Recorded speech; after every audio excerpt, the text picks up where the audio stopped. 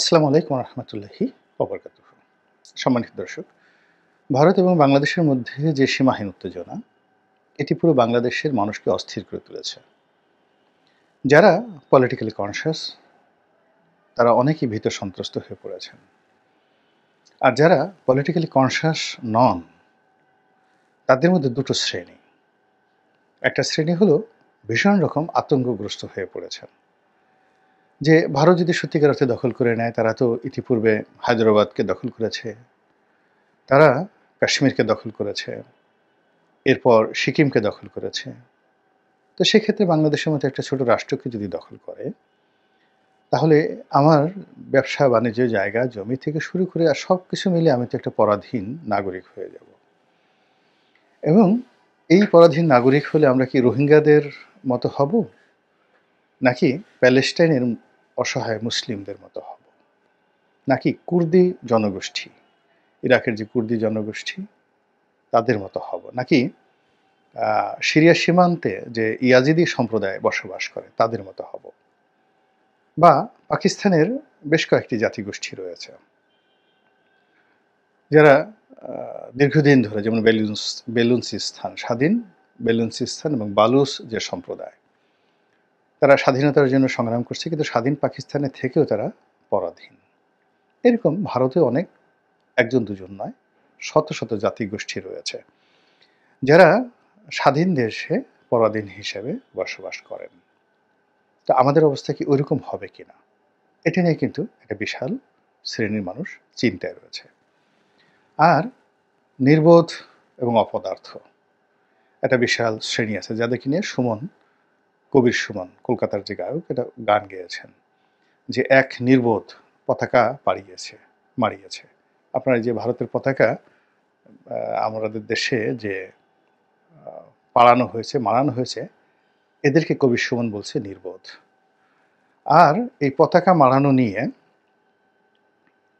ভারতে যে তাণ্ডব করছে আর এক উজবুক বা নির্বোধের দল, এগুলো শুধুমাত্র উত্তেজনা ছড়ানো।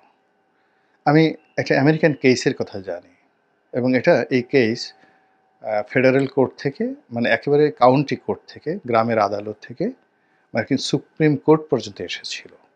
দুটো, এক ভদ্রলোক তার ডলার টাকা সে ছিঁড়ে ফেলেছে, কোটি কোটি করে কেটে ফেলেছে এবং প্রকাশ্যে পুড়িয়ে দিয়েছে টাকা, সরকারের প্রতি রাগ করে ডলার। তার বিরুদ্ধে মামলা হলো, রাষ্ট্র মামলা করলো।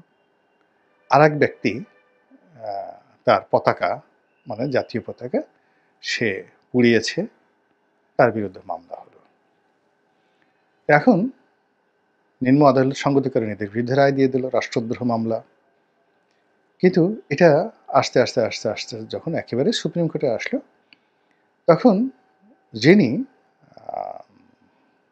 এই মামলা পরিচালনা করছিলেন, তো তার যে যুক্তি ছিল যে এটা একটা স্বাধীন দেশ, আমার অনেক কিছু স্বাধীনতা আছে, লিবার্টি আছে, তো যে পতাকাটা সেটা আমার নিজের টাকা দিয়ে কেনা, গভর্নমেন্ট পতাকা, ওখানে কি সিল সাপ্পর আছে ডাজ নট ম্যাটার। আমার নিজের টাকা দিয়ে কেনা জিনিস আমি ধ্বংস করব না ডিস্ট্রয় করবো, এটা আমার ব্যাপার। এবং এটা নিয়ে রাষ্ট্র বা অন্য কোনো ব্যক্তির সংক্ষুব্ধ হওয়ার কোনো কারণ নেই, টাকার ক্ষেত্রে সেটা প্রযোজ্য। এবং সেই ভদ্রলোক মার্কিন যেটা সুপ্রিম কোর্ট, সেখানে সে বিজয়ী হয়েছে, এবং এটা মার্কিন যুক্তরাষ্ট্রে আমাদেরকে পড়ানো হয়েছে, আমরা এটা পড়েছি রাষ্ট্রবিজ্ঞানের এই ধারাতে, যে হাউ আমেরিকান সোসাইটি তারা ডেভেলপ করলো। তো এই কারণে মনে হচ্ছে যে এই যে পতাকা পরানোর যে বিষয়টি, যা কিছু হচ্ছে এখানে এই পতাকা নিয়ে, এটাকে কবির সুমন যে বলেছে নির্বোধ বা নির্বোধের উল্লম্ফন, ঠিক ওইরকমই একটা কিছু এখানে ঘটে যাচ্ছে। তো যা বলছিলাম যে এগুলো নিয়ে খুব উত্তেজনা হচ্ছে, এবং উত্তেজনার প্রেক্ষিতে একটা উজবুক শ্রেণী আছে আমাদের এই দেশে, যাদের মধ্যে একটা জিহাদি জোশ এসে গেছে। যুদ্ধ করবে, ভারতের সাথে লড়াই করবে। তারা পাকিস্তানকে পরাজিত করেছে, ইংরেজদেরকে পরাজিত করেছে, এরকম আরও কত রকম হম্বিতম্বি। কাজেই ভারতের বিরুদ্ধে যুদ্ধ করার জন্য কে কে রাজি, কে গাজী হবে, কে শহীদ হবে, এইগুলো নিয়ে এক শ্রেণীর মানুষ ভীষণ রকম অ্যাডভেঞ্চারের মধ্যে আছেন। এদিকে সরকারের যারা কর্তা ব্যক্তি আছেন, বিশেষ করে পররাষ্ট্র উপদেষ্টা, আপনি দেখবেন যে তার মুখ শুকিয়ে একদম, যাকে বলা হয়, একদম কাঠ হয়ে গেছে। তিনি কথা বলতে পারছেন না এবং তিনি এই যে তার সঙ্গে যে ভারতের সম্পর্ক, রাষ্ট্র টু রাষ্ট্র সম্পর্ক, পার্সন টু পার্সন সম্পর্ক এবং ভারতের সঙ্গে আমাদের পররাষ্ট্র নীতিতে যদি বিরোধ সৃষ্টি হয়, আমরা কি ক্ষতিগ্রস্ত হতে পারি, কতটা হতে পারি, এটা পররাষ্ট্র উপদেষ্টার চেয়ে অন্য কেউ আমরা ওভাবে হৃদয়ঙ্গম করতে পারবো না, এমনকি সেনা প্রধানও পারবেন না। কাজেই তার অ্যাটিটিউড দেখেন। দ্বিতীয়ত আমাদের প্রধান উপদেষ্টা, তো তিনি একেবারে নিশ্চুপ হয়ে গেছেন, খামোশ হয়ে গেছেন, তার কথাবার্তা শোনাই যাচ্ছে না। তিনি কি চিন্তা করছেন, কি বলছেন, কি করছেন না করছেন, কোনো কিছুই আমরা বুঝতে পারছি না। তবে তার যে প্রেস সচিব, তাকে দেখে মনে হচ্ছে যে না, প্রেস সচিব বেশ সক্রিয়। তিনি যে কথাগুলো বলছেন বেশ ঝাঁঝালো কথাবার্তা, এবং এটা নিয়ে অনেক ট্রল হচ্ছে। যাই হোক, আমি সেদিকে যাব না। Mister Shafiq is a very close friend of mind, he is very nice person. আমার মুখে আর অন্য কথা সাজে না, তিনি বলছেন সরকারের পক্ষে। তো যাই হোক, এরকম যে একটা উত্তেজনা, সেই উত্তেজনার প্রেক্ষিতে ক্রমশ প্রতিদিনই একটার পর একটা নতুন ঘটনা শুরু হচ্ছে। কলকাতাতে বাংলাদেশের যে ডেপুটি হাই কমিশন অফিস, তারপরে আগরতলাতে যে অফিস রয়েছে, হাই কমিশনের অফিস রয়েছে, এগুলোতে আক্রমণ উপর্যুপরি হয়েছে পরপর 2 দিন। আজকে যে ভিডিও করছি, মানে মঙ্গলবার দিন, আজকের দিনও হয়েছে, আর সোমবারে গতকালকেও হয়েছে। তো যাই হোক, এটা নিয়ে ভারতের আগরতলা পুলিশের কয়েক কর্মকর্তাকে বরখাস্ত করা হয়েছে, কিন্তু এতে কিছু হয়নি। ওদিকে সাধারণ যে যারা জনগণ, তারা সীমান্তে এসে, অর্থাৎ দুটো সীমান্তে, সিলেট সীমান্তে এসে বাংলাদেশে ঢুকে পড়ার জন্য তারা চেষ্টা চালাচ্ছে অবিরতভাবে, এবং একজন দুজন না, হাজার হাজার ভারতীয়। এবং এটা নিয়ে সীমান্তে রীতিমতো আতঙ্ক ছড়িয়ে পড়েছে। কারণ হলো, বর্ডার লাইনে যারা বসবাস করেন, আপনারা যারা গিয়েছেন দেখেন, যারা বেশিরভাগই গরিব লোক। কিছু একটা দুটো পরিবার আছে যারা প্রভাবশালী, আর বেশিরভাগই গরিব মানুষ যারা ওই সীমান্ত বাণিজ্যের সঙ্গে জড়িত। তো তাদের মধ্যে আতঙ্ক ছড়িয়ে পড়েছে সিলেট সীমান্তে। আর আজকের দিনে যেটা হলো, সেটা হলো পশ্চিমবঙ্গে বিজেপির যিনি বিধায়ক এবং ওখানে বিরোধী দলীয় নেতা, পশ্চিমবঙ্গের যে বিধানসভা রয়েছে, রাজ্যসভা রয়েছে, তো রাজ্যসভা বিধানসভা আলাদা, এটা পরে আসবো, জাস্ট কথায় চলে আসলো। সেটা হলো যে, মানে এখানে মমতা ব্যানার্জি মুখ্যমন্ত্রী এবং তার যে পার্লামেন্ট, সেই পার্লামেন্টের যে যাকে বলা হয় বিরোধী দলীয় নেতা, মিস্টার শুভেন্দু ব্যানার্জি, খুবই উগ্রবাদী। তো তিনি বাংলাদেশ নিয়ে অকথ্য ভাষায় গালাগাল করছেন এবং ডক্টর মোহাম্মদ ইউনূসকে তুই তুকারি করে যা মুখে আসে তাই তিনি বলে যাচ্ছেন। এবং তিনি বহু সংখ্যক লোক নিয়ে বেনাপোলের অপোজিটে যে পেট্রাপোল, ভারতের যে বন্দর, সেখানে এসে কয়েক দফা হুমকি ধামকি গালাগাল করে এভাবে বলেছেন যে বাংলাদেশকে ছাড় দেওয়া হবে না এবং তারা বাংলাদেশে ঢুকবে, যেহেতু তাদের টার্গেট হলো ওই অঞ্চল, খুলনা অঞ্চল, যশোর অঞ্চল দীর্ঘদিন তাদের ছিল। এবং ভারত ভাগের সময় যে প্ল্যান ছিল, সেই প্ল্যানটি ওই অংশটি তাদের ছিল, এবং আমাদের আসলে পাওয়ার কথা ছিল সেই আরও ভালো এলাকা মুর্শিদাবাদ। আবার সিলেটের যে অংশটি করিমগঞ্জ, এটা আমাদের পাওনার কথা ছিল। আর দিনাজপুরের যে অংশটি চিকেন নেক, ওটা ওদের দেওয়ার কথা ছিল। এবং যেভাবে করা হয়েছিল ওইভাবে হলে আজ বাংলাদেশ অনেক শক্তিশালী থাকতো। আমরা যদি করিমগঞ্জ পেতাম, আর এদিকে যদি পশ্চিমবঙ্গের মুর্শিদাবাদ জেলা আমরা পেতাম, বিনিময়ে যদি আমরা এই খুলনাকে তাদেরকে দিয়ে দিতাম, এটা আমাদের জন্য অনেক অনেক ভালো হতো।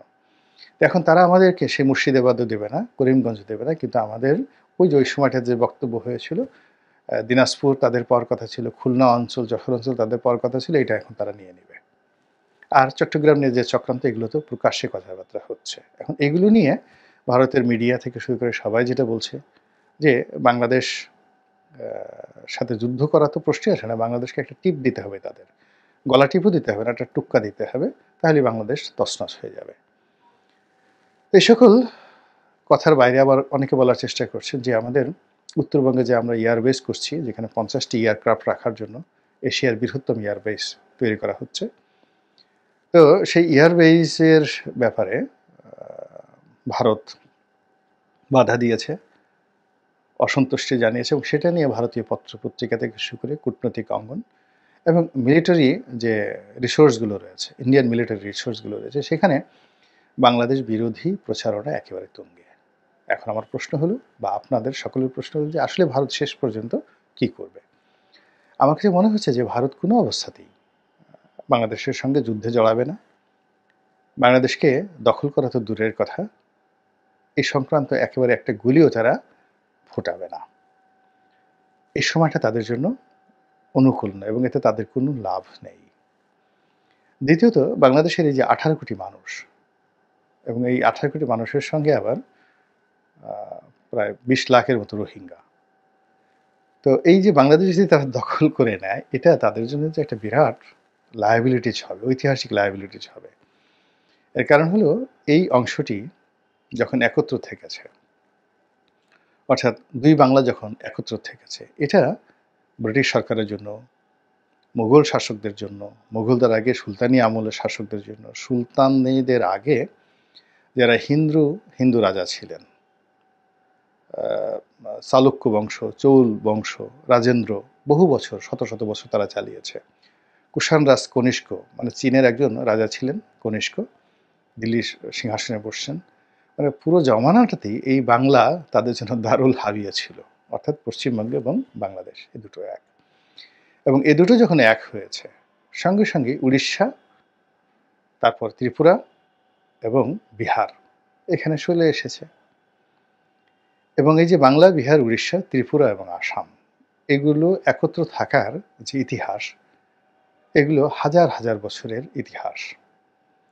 আমরা এখানে বসে টের পাচ্ছেন না ঢাকাতে, কিন্তু আপনি গিয়ে যদি একবার আগরতলাতে যান আর কুমিল্লা শহরে যান, আপনি দেখবেন যে ওদের মধ্যে মনে হচ্ছে যে দুই ভাইকে আলাদা করলে যেমন হয় তেমনি, বা একটা শরীরকে আলাদা করলে যেমন একটা অবস্থা তৈরি হয়, তেমনি আগরতলার যে মানুষ আর কুমিল্লা শহরের যে মানুষ, লাকসাম এলাকার মানুষ, তারা কোনো অবস্থাতে ওই সীমানার যে ব্যারিকেডটা, ওটা তারা মানতে পারছে না। দীর্ঘদিন তারা একত্র হতে চাচ্ছে, এবং ওরা আগরতলার যারা ত্রিপুরা, তারা ভারতের স্বাধীনতা বিসর্জন দিয়ে তারা বাংলাদেশের যাকে বলা হয় একটি জেলা হওয়ার জন্য, একটা প্রদেশ হওয়ার জন্য তারা যুদ্ধ করতে পর্যন্ত প্রস্তুত। আমি নিজে সেখানে থেকে দেখে আসছি। এবং ওখানে আমার বন্ধু ছিলেন বাংলাদেশ হাই কমিশনে, ওটার ইনচার্জ, সেই ডিজিএফ এর একজন কর্মকর্তা, সামরিক কর্মকর্তা। আমি তার বাসায় ছিলাম, বেরিয়েছি।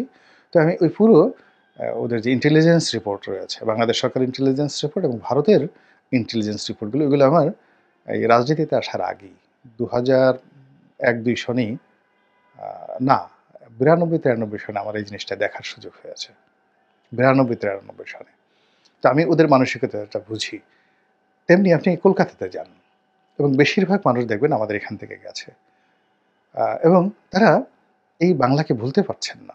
ওখানে গিয়ে অনেক বড় হয়েছেন, কেউ মৃণাল সেন হয়েছেন, কেউ যাকে বলা হয় সন্ধ্যা রায় হয়েছেন, তারপরে কেউ সত্যজিৎ রায় হয়েছেন, কেউ বুদ্ধদেব বসু হয়েছেন, কেউ জ্যোতি বসু হয়েছেন, কিন্তু বাংলাকে তারা ভুলতে পারেননি। ফলে ওখানে একটা হাহাকার করে, বিভিন্ন রকম হাহাকার করে, যে তারা এই ঢাকাকে মনে করে একটা স্বর্গরাজ্য, বাংলাদেশকে মনে করে একটা স্বর্গরাজ্য। এটা দিল্লি বোঝার কারণে কি হলো, দিল্লি সবসময় পশ্চিমবঙ্গের উপর একটা চাপে রাখে, শুকিয়ে রাখে পশ্চিমবঙ্গকে, আগরতলাকে শুকিয়ে রাখে, আসামকে শুকিয়ে রাখে, তারপর দার্জিলিংকে শুকিয়ে রাখে, শিলিগুড়িকে সবসময় দুর্ভিক্ষ কবলিত রেখে দেয়, কেন এরা একটু ভালো হলে তারা এই বাংলাদেশের সঙ্গে চলে আসবে। তো কাজেই আপনি বুঝতে পারছেন যে ঐতিহাসিক যে প্রেক্ষাপট, সেই প্রেক্ষাপটে বাংলাদেশের সঙ্গে হুম্বিতম্বি করা, এখান থেকে 18 কোটি মানুষকে টার্গেট করে মার্কেট করা, এখান থেকে সব কিছু নেওয়া, বিনিময়ে বাংলাদেশকে কিছুই দেওয়া লাগবে না। আর বাংলাদেশ দখল করা মানেই প্রথমত তাদেরকে নাগরিক অধিকার দিতে হবে, এই 18 কোটি মানুষের সিভিল রাইট, এবং তার সঙ্গে সঙ্গে আপনি যদি ধরেন পশ্চিমবঙ্গ অন্যান্য এলাকাতে মিলিয়ে কত কোটি হয়, ভারতের টোটাল 130 কোটি যদি জনগণ হয়, তাহলে বাংলা যদি তারা কোনো কারণে দখল করে নেয়, তাহলে এই বাংলা, বিহার, উড়িষ্যা আর আসাম এই অঞ্চল মিলিয়ে লোকসংখ্যা হয়ে যাবে পুরো ভারতবর্ষের অর্ধেকের চেয়ে বেশি। পুরো ভারতবর্ষের অর্ধেকের চেয়ে বেশি এবং এখানকার লোকজন এমনভাবে ডমিনেট করবে দিল্লিকে, উত্তর ভারতের এই অংশটি কখনোই দক্ষিণ ভারতের অধীনতা মেনে নেবে না। নরেন্দ্র মোদী তাদের যে এই দক্ষিণ ভারত কেন্দ্রিক যে ডাইনেস্টি, সে আদানি, আম্বানি, এই ডাইনেস্টি একেবারে মুহূর্তের মধ্যে শেষ হয়ে যাবে। তো কাজেই আমার কাছে, আমি এটা আবেগের বিষয় নয়, আমি যতটুকু ইতিহাস জানি সেই ইতিহাসের ধারাবাহিকতা আমার কাছে যেটা মনে হচ্ছে, ভারত হম্বি করবে, তম্বি করবে, এখানে পুতুল সরকার বসানোর চেষ্টা করবে, অথবা এখানে যারা আছে তাদের কাছে মানে তাদেরকে ভয় দেখিয়ে তাদের নিকট থেকে সর্বোচ্চ সুযোগ সুবিধা আদায় করার সর্বোচ্চ চেষ্টা করবে। That's all, not more than that. কাজেই উত্তেজিত হওয়া যাবে না, ওদের ফাঁদে পা দেওয়া যাবে না, আমাদের শক্তিমত্তা নিয়েও অহংকার করা যাবে না। আমরা যা তা নিয়ে আমাদেরকে ব্যস্ত থাকতে হবে। আল্লাহ আমাদের সবাইকে হেদায়েত দান করুন এবং হেফাজত করুন। আসসালামু আলাইকুম ওয়া রাহমাতুল্লাহি ওয়া বারাকাতুহু।